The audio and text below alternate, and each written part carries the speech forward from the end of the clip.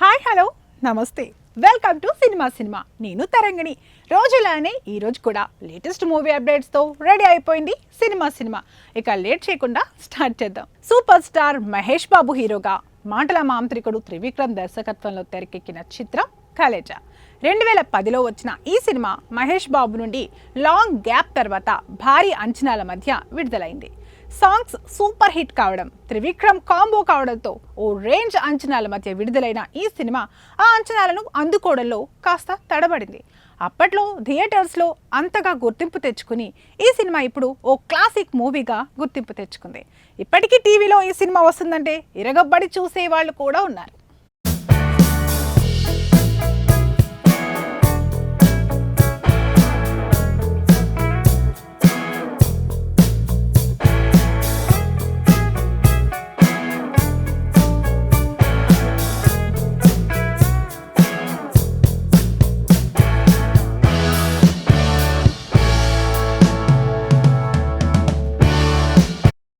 అయితే ఇటీవల టాలీవుడ్లో రిలీజ్ అయిన ట్రెండ్ ఎక్కువగా నడుస్తోంది.